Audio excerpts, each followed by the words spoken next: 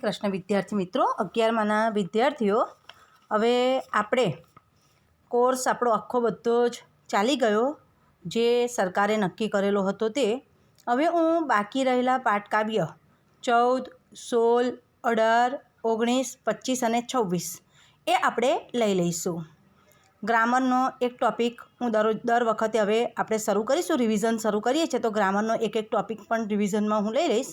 આજે આપણે 14મો પાઠ લઈ લઈએ જે બાકી છે તે. વાત એક સાપની.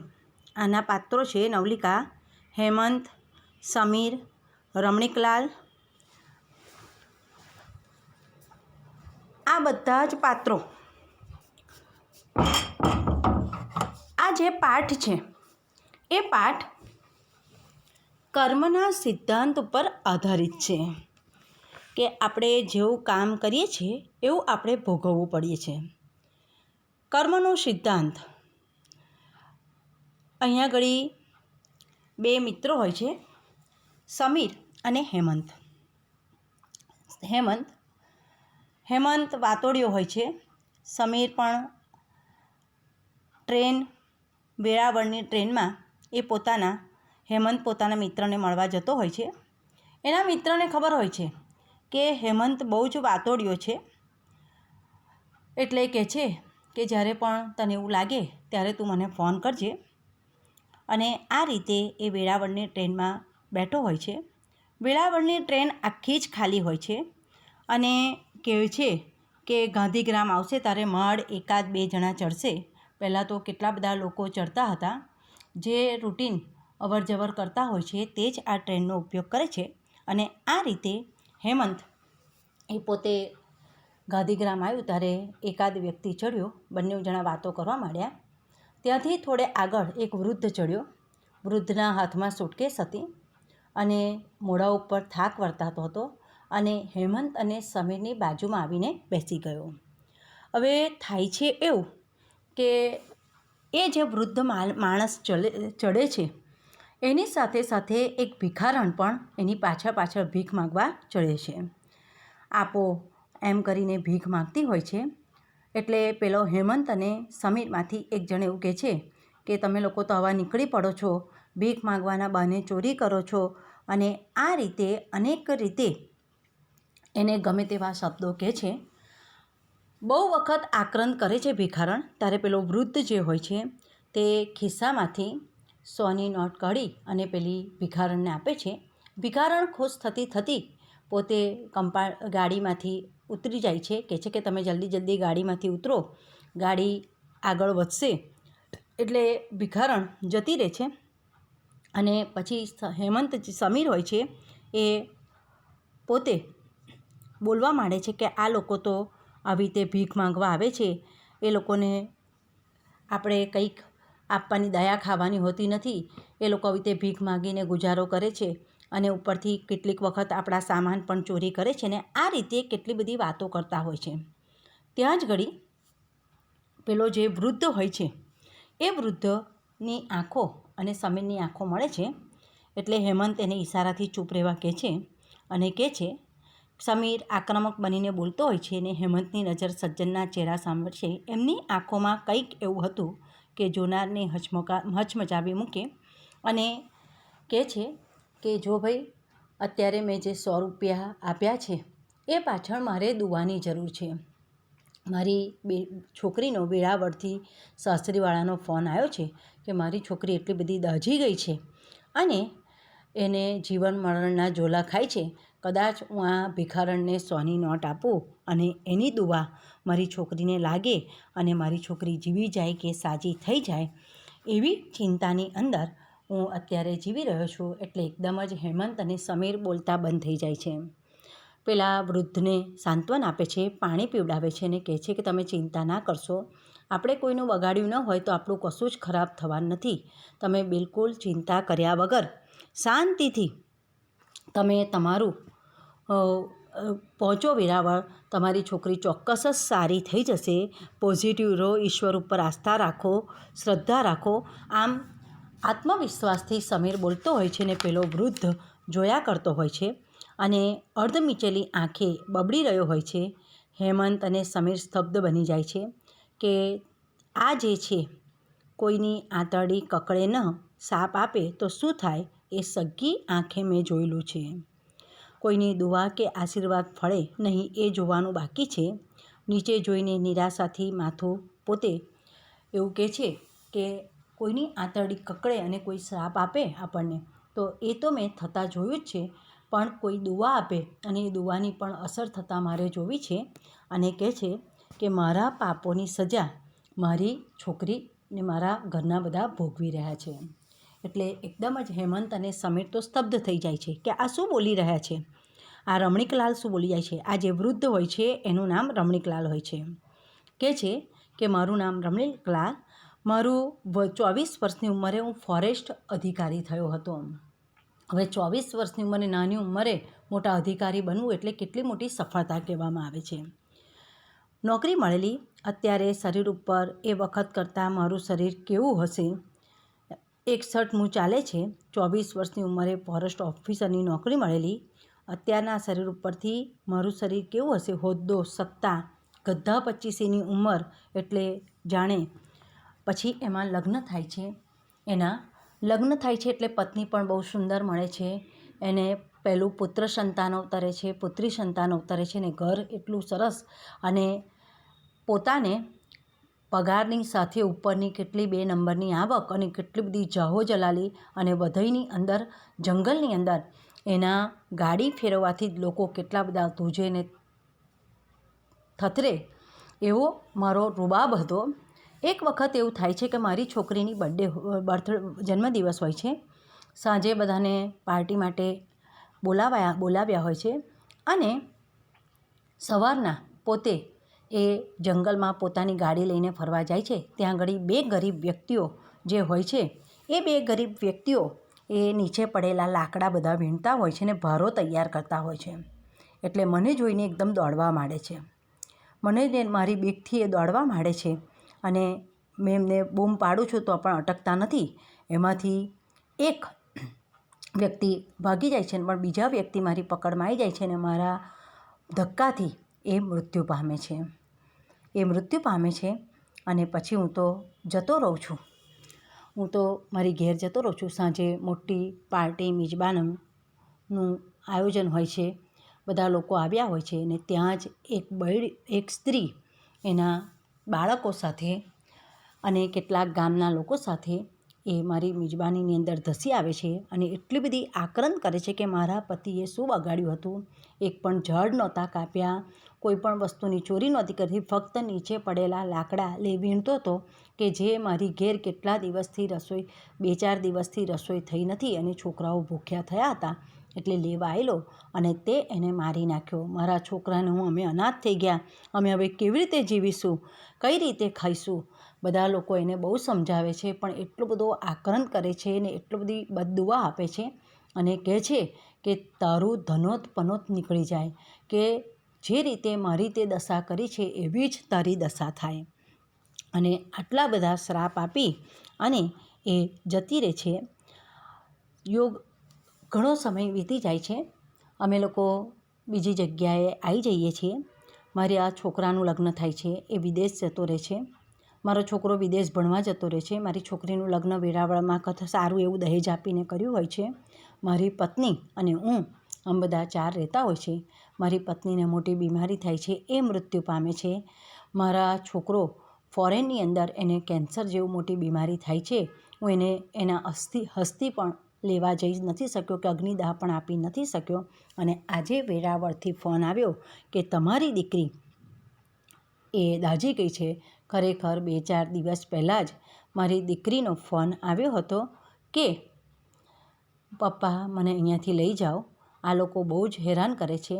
મારા જમાઈનું મૃત્યુ પામ્યો એક્સિડન્ટની અંદર અને એની વીમાની રકમ 50 લાખ રૂપિયા મળવાની હતી.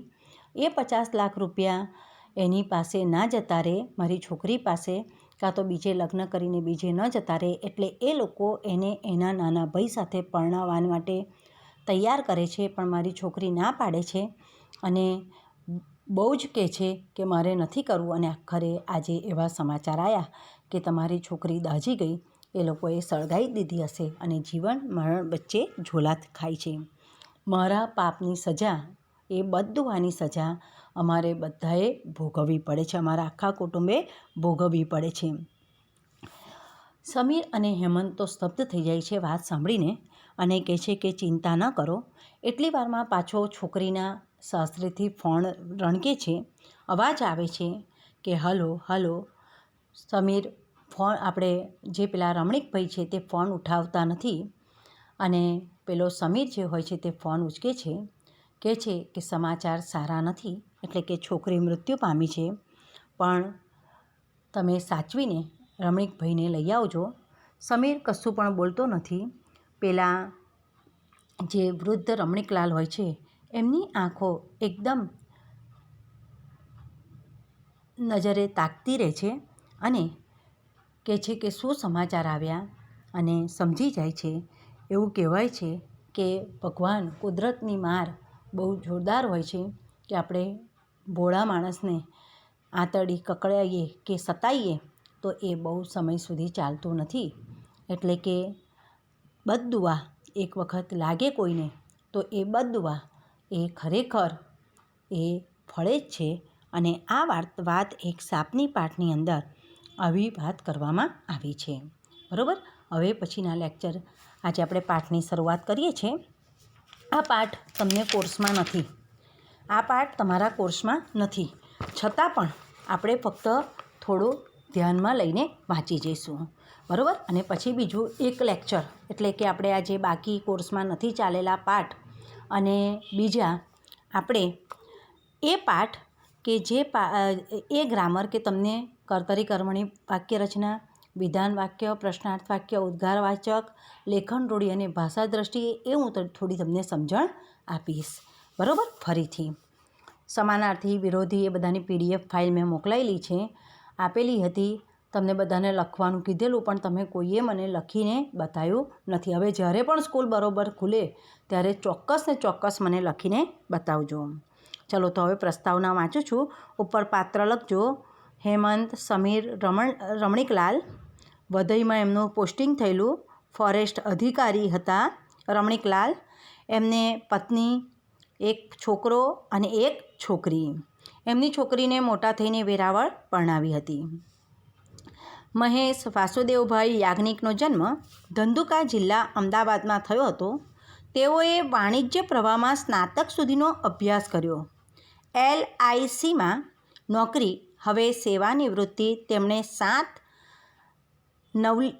નવલિકા સંગ્રહ આપ્યા. તેમણે નવલકથાઓ પણ લખી.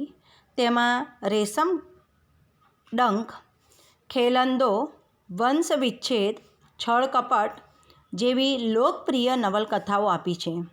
વિવિધ સામાયિકો અને વર્તમાનપત્રોના ખ્યાતનામ કટાર લેખક, કોલમિસ્ટ, રેશમખંડ જેવી એમની યશકલગી સમી નવલકથા ઉપરથી એ જ નામે હિન્દીમાં સિરિયલ પણ બનેલી 35 વાર્તાઓના સંગ્રહને ગુજરાતના સાહિત્ય અકાદમી 2010નું તૃતીય પારિતોષિક પ્રાપ્ત થયું હતું. વાત એક સાપની વાર્તા મહેશ યાજ્ઞિકની અતિ લોકપ્રિય વાર્તામાંની એક છે. કર્મનો સિદ્ધાંત ભારતીય તત્વચિંતનમાં પ્રમુખ સ્થાને રહ્યો છે. આજે પણ આપણા લોકજીવનમાં કર્મના સિદ્ધાંતથી યથાર્થતા વિશે ચર્ચા થતી આપણે સાંભળીએ છીએ. તારું ધનોત પનોત નીકળી જશે, તારી વાહે કોઈ રોવાવાળું નહીં રહે. એ શાપિત વચનો વાર્તાના અંતને કરુણ બનાવે છે. કર્મનો હિસાબ દરેકને ચૂકવવો જ પડે છે. એ વાત સમગ્ર વાર્તા દ્વારા સ્પષ્ટ થાય છે. પાઠની શરૂઆત કરી આપણે થોડું ઘણું વાંચીશું. હજુ ટ્રેન ઉપડવાને 5 મિનિટની વાર છે. અમારું કમ્પાર્ટમેન્ટ સાવ ખાલી છે. મોબાઈલથી વાત કરતી વખતે હેમંતની નજર કાલુપુર રેલવે સ્ટેશનના પ્લેટફોર્મ ઉપર ફરતી હતી. એની બારીની બરાબર સામે ટી સ્ટોલ ઉપર 2 યુવાનો ચાની ચૂસકી લઈ રહ્યા હતા. તને તકલીફ થશે, સામા છેડે વેળાવળથી અશ્વિને હસીને ટકોર કરી. તારા જેવા વાતોડિયા માણસને કોઈ વાત કરનાર નહીં મળે તો સજા જેવું લાગશે. એનીવે, વેળાવળ ટ્રેન ઊભી રહે કે તરત જ રિંગ મારજે, આવી જઈશ. Good night. Good night. હેમંતે મોબાઈલ ખિસ્સામાં મૂક્યો. થોડી વાર પછી હળવા આંચકા સાથે ટ્રેન ઉપડી. પેલા જે 2 યુવાનો ઊભા હતા એ પૈકી એક દોડી ડબ્બામાં પ્રવેશ કર્યો અને બીજો એક સ્ટેશને મૂકવા આવ્યો હતો. વેરાવળ સામેની બર્થ ઉપર બેસીને એ યુવાન હેમંતને પૂછ્યું. હેમંત હકારામાં માથું હલાવીને એની સામે જોયા પછી પૂછ્યું, આ તો સોમનાથ મેલ પહેલાં તો કાયમ જ ભરચક જતો હતો, હવે ભીડ નથી થતી રહેતી. જનરલ ડબ્બામાં થોડીક ભીડ રહે છે, બાકી સ્લીપરમાં રિઝર્વેશન કરાવનારા મારા તમારા જેવા લોકો ટ્રાવેલ્સની લક્ઝરી બસમાં વધુ મજા આવે છે, વળી સસ્તું પડે છે. મારે તો દર 15 દિવસે જવાનું હોય એટલે સોમનાથ મેલ આરામથી ઊંઘી જવાનું, કોઈ ટેન્શન નહીં. હેમંતની ઉંમરનો એ યુવાન પણ વાતોડિયો હતો. એનું નામ સમીર. પરસ્પર ઓળખવિધિ પતી ગઈ. ગાંધીગ્રામથી બીજા પેસેન્જરો આવશે, હેમંતે પૂછ્યું. સમીરે નકારમાં માથું ધોળાવ્યું. આપણા ડબ્બામાં રડ્યા ખડ્યા 2-4 જણા આવશે. એણે કાંડા ઘડિયાળ સામે જોઈને ઉમેર્યું, બસ હવે 5 મિનિટમાં ગાંધીગ્રામ આવી જશે. ગાંધીગ્રામ એટલે કે એલિસ બ્રિજ સ્ટેશનને ટ્રેન ઊભી રહી. સમીરની વાત સાચી હતી. ગણીને 4 માણસ એમના ડબ્બામાં ચડ્યા. એમાંથી 3 આગળ ગયા ને એક ભાઈ સમીરની બાજુમાં આવીને બેઠો. પોતાની નાની સૂટકેસ પણ એમણે સીટ ઉપર જ મૂકી. એને ઉપર જમણો હાથ મૂકીને જાણે થાકી ગયો હોય એમ એમણે આંખો બંધ કરી. એ જ વખતે એક ભિખારણ આવી ને એ ત્રણેયની સામે ઊભી રહી. મેલા ઘેલા છોકરાને કાંખમાં એટલે પોતે કમર ઉપર તેડીને દયામણી નજરે ત્રણેય સામે તાકી રહી. સાહેબ, આ છોકરું સવારનું ભૂખ્યું છે, તે કરગરી રહી હતી, કંઈક દયા કરો. એ કરગરતી હતી અને 8 મહિનાનું બાળક રડતું હતું. નીચે ઉતર. આ રૂટના અનુભવી સમીરે ઊભા થઈને જમણા હાથના અંગૂઠા અને બીજી આંગળીથી ચપટી વગાડીને આદેશ આપ્યો, ફૂટ અહીંથી. નીચે ઉતર. પેલા નવા આવેલા નાની સુટકેસવાળા ભાઈએ આંખો ખોલી પેલી ભિખારણ અને રડતા બાળક સામે જોયું અને પછી ખિસ્સામાંથી પાકીટ કાઢ્યું. 100 રૂપિયાની કડકડતી નોટ એમણે ભિખારણ સામે લંબાવી. આ નોટ લઈને ફટાફટ નીચે ઉતરી જા બહેન, ગાડી ઉપડશે તો તકલીફ પડશે. એમના અવાજમાં થાક હતો. 100 રૂપિયાની નોટ લઈ ખુશખુશાલ ભિખારણ ઝડપથી નીચે ઉતરી ગઈ. ટ્રેને ગતિ પકડી. એ વખતે હેમંત અને સમીર બંને આશ્ચર્યચકિત નજરે ભાઈ સામે હતી. 58 થી 60ની ઉંમર, ચોરસ ચહેરો, સૂર્યના તડકાથી ઘઉંવર્ણ બનેલી ત્વચા, થોભિયાના વાળ સફેદ બાકી, ભરાવદાર કાળા વાળ, ઊંચાઈ 6 ફૂટ જેટલી તો હશે જ, આછા બદામી રંગનું સફારી. એમનું નિરીક્ષણ કરતી વખતે હેમંતની નજર એમની આંખો ઉપર અટકી. તેનું વ્યક્તિત્વ કદાવર અને રૂબાબદાર હતું ને એ છતાંય એમની વિશાળ આંખોમાં વિષાદ છલકાતી હતી. એ માણસની આંખોમાં વેદનાનો મહાસાગર ઘૂઘવાતો હોય એવું પહેલી નજર પારખી શકાય.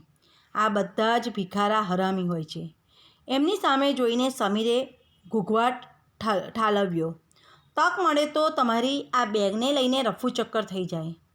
આવને તો એકે પૈસો ના આપવો જોઈએ. સમીર આક્રમક બનીને બોલતો હતો.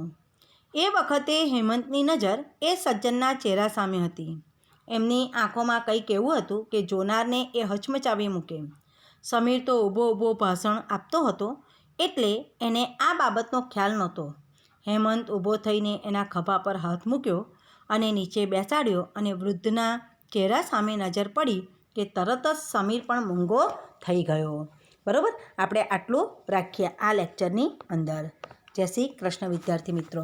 આ કોર્સમાં છે નહીં એટલે તમને જો યોગ્ય લાગે, બરાબર, આ કોર્સમાં નથી પણ આપણે બધું જ ચલાવવાનું છે. જય શ્રી